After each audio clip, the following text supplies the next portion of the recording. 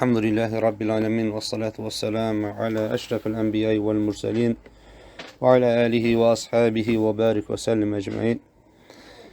Esselamu aleyküm ve rahmetullahi ve berekatuhu değerli kardeşler.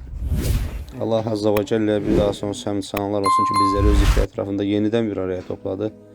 Ve Rabbimizden niyazımız odur ki hakikaten de burada fayda adına bizi bir araya getiren şeyleri hayatımıza yansıdabilək, sirayət elətdirə bilək. Keçən və ondan öncəki dərslərdə də dediyimiz kimi insanın belə bir qayəsi olmalıdır. Həqiqətən eşitdiklərini həyatında praktiki olaraq göstərsin. Bir dərdi olmalıdır bu adına. Allah Subhanahu taala o dərdin sahibi olan qullarından etsin bizləri. Allahümmə amin.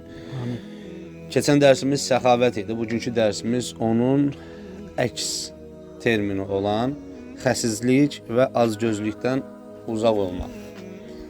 Xəsislik dediğimiz zaman ne başa düşür? Ümumiyyətlə bir model keyfiyyətləri var. Həmin model keyfiyyətlərinə baxdığımız zaman bir insan eğer həqiqətən istər qadın kimi qadın, istər kişi kimi kişidirsə, yəni bütün üstün vəsiflərin demək olar ki bir çoxuna sahibdirsə, o insanın həyatında xəsislik, o insanın həyatında sıxmaq, o insanın həyatında geriyə çəkib saxlamaq, yəni sabahın qorxusu deyə bir şey yoxdur mal adına, dövlət adına. Allah Azza ve Celle elə insanları qəlmə verdiği zaman necə qəlmə verir? Ölməkdən qorxan insanlar olarak qəlmə verir və buyurur ki, onlar deyir sayıb topladıklarını özlərini deyir ölümdən qurtaracağını mı zənn edirlər? Yani onlar mallarını çoxaltmaqla özlərini ölümsüz zənn etməyə başladılar. Elə bildilər ki, malları onları qurtaracaq.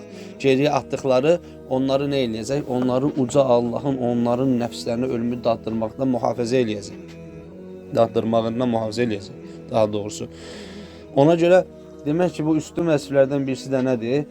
İnsan istər kişi olsun, istər qadın olsun, eğer həqiqi bir iman etmiş qəlbə sahibdirsə, bu fikri bir ölçü deyil ki, mən burada bunu götürürəm və yaxud da mən bu məktəblə gedirəm, bu məktəblə getmirəm. Bu uca Allahın ayətləridir. Bu elə ola bilməz ki, ayətlərin birinə iman eləyəsən, digərinə iman etdim deyəsən, lakin həyatında ona yer verməyəsən. Anlaşıldı nə demək istəyirəm? Hansı ki Allah Subhanahu taala belə kimsələr üçün nə deyir? Deyir, onlar kitabın yarısına iman etdilər, yarısını isə geriyə atdılar, yerlərinə atdılar. Allah Azza ve Celle bizlərə ayət-i cəllələrdə bu mövzuda bir şeyleri açıklamak adına Leyl suresinde İmam Rahmetullahi Aleyhi yer verdiği ayetten bizlere hitap ediyor. Rabbimiz Subhanahu ve Teala buyurur ki Estağfirullah ve emma men bakhle ve istagna ve kezzebe bil husna fesenuyessiruhu lil yusra ve ma yughni anhu maluhu iza teradda.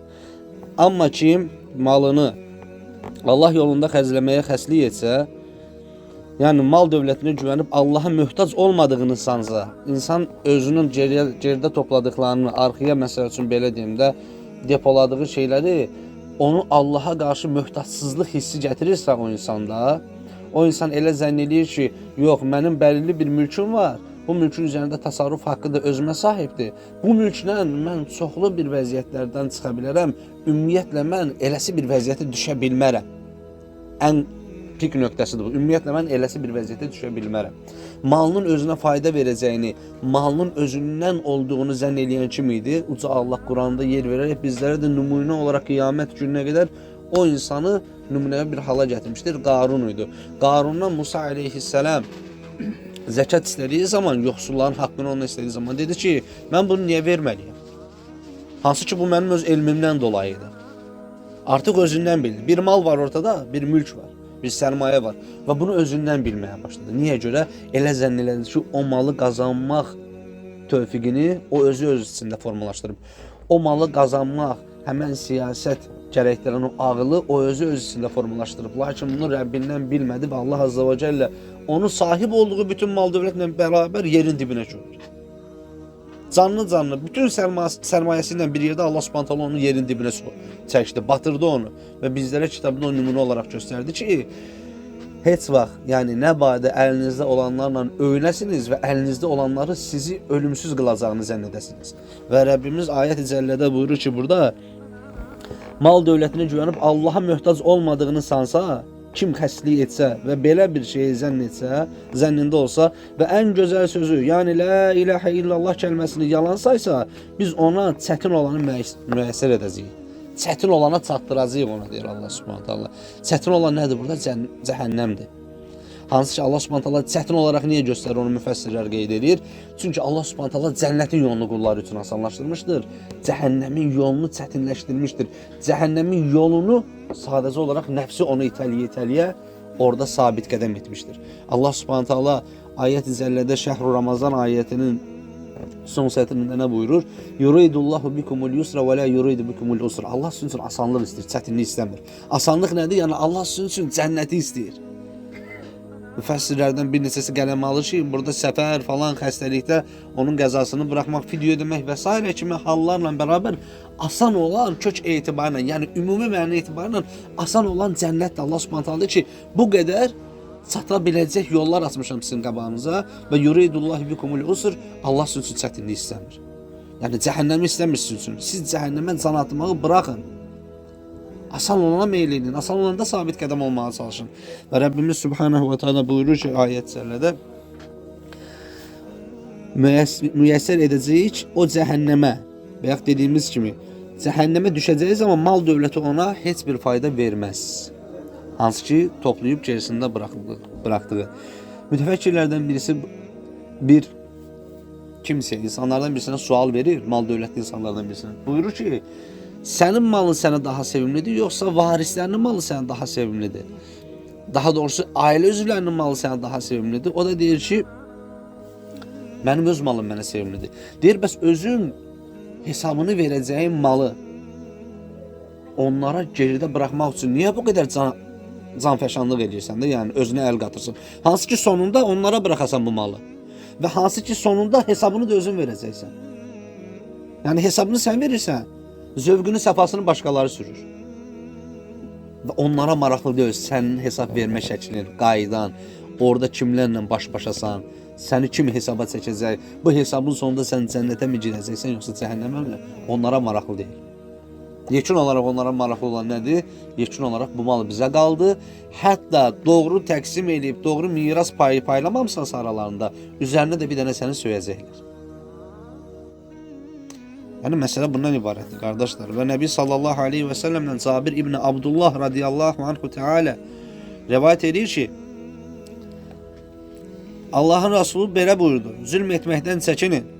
Çünki zülm qiyamət günü zalim üçün zülmət qaranlıq olacaq. Xəsislikdən də uzaq olun. Çünki xəsislik sizdən əvvəl yaşayan insanları bir-birinin qanını tökmək və toxunulmaz haqlarını tapdamaq surəti ilə həlak etmişdir. İkisi də bildiyimiz zülmün növüdür. Həqiqətən, xəsislik etmək nədir? Xəsislik etmək səxavətli olub etibar sahibi olmağın tam əks qarşılıqlısıdır. Yəni, xəsislik edərək, əlində hansı ki var ha, xərcləyən qardaşından, həmin o pulu xərcləyən qardaşından daha çoxdur səndə, lakin onunla bu xeyirdə yarışmağa can atmırsan. Niyə görə? Çünki sənin qəlbində o malın səni əbədi qılacağı və o malın azalmasının həm bir yəqinliyi var, əbədi qılacağının yəqinliyi var, azalmasının da qorxusu var. Ənəs bin Malikdən hədis rivayət olunur Nəbi sallallahu aleyhi ve sellemdən. Biz ki, Ənəs bin Malik Allah Resulü aleyhissalatu vesselamın yanına anası tərəfindən verilmişdir. Uşaq vaxtdan Allah Resuluna xidmət edib və ən çox hədis rivayət olunan sahabələrdən birisidir. Rivayət edir, insanı qəbrə qədər 3 şey izləyər. Məşhur hədisdə, hamınız bilirsiniz bunu. Onlardan ikisi deyir, kişi deyir, dəfn olunandan, yəni bu istər qadın olsun, istər kişi olsun, fərqi yoxdur. Dəfn olunandan sonra geriyə qayıdır. Biri isə onunla deyir qəbrə gedər. Ya o qəbri onun üçün aydınladacaq, ya da o qəbri onun üçün zülmət edəcək. O da onun əməlləridir. Geriyə qayıdan nədir? Bax, artıq həqiqətən də insanın ağıl etməsi gerəkən mövzu buradadır. Geriyə qayıdan onun ailəsidir və malıdır. Birisi mövcud arkada bıraxdığıdır, ikisi də həmin o mövcud arkada bıraxılanı paylaşmaq üçün onun qəbrindən evə doğru tələsənlərdir. Amma sən neynədin? Sən dünyada onların rızasını güddün, Allahın sənə nəsib etmiş olduğu ilə Allahın rızasını güdərək bir şeylər etməyə çalışmadın ki, bu da səni nəticə etibarla o qəbirdə həm bir başına bıraxdı, həm də əməllərinin çirkinliyi, çatışmamazlığı, naqisliyi səbəbilə zülmət qaranlıqda bıraxdı. Allah Azza və Cəllə bizləri bu zümrənin sakinlərindən eləməsin. Amin. Allah Azza və Cəllə bizləri həqiqətən ayətlərin hər birisinə tək-tək iman eləyib də, iman etdiyini özü öz gözləri ilə görən kimsələrdən eləsin. Amin. Görməyin şəkli bilirsiniz də necədir? İnsan yaşayar və o yaşadığını həqiqətən ayətin üzərində olduğunu anlayar və bu onu sevindirər. Deyər ki, mən Uca Allahın bir ayətini də yaşadım. Eynilə qaymaq təbəqə səhabə ayətləri əzbərləyərdi. Bir ayəti həyatında tətbiq edəndən sonra o birisi ayətə keçərdi. Hansı ki, ərəb idilər və nazil olunan kitab da onların dilindən nazil olmuşdu. Allah Azze ve Celle bizləri burada bir araya topladığı kimi cənnətində də bir araya gətirsin. Amin. Və cənnətin iki əsas neməti olan həm Cəmalullahı, həm də Rasulullahı görməyi bizlərə nəsib etsin. Allahumma amin. Və axiri və dəvana inelhamdülillahi rabbil alamin.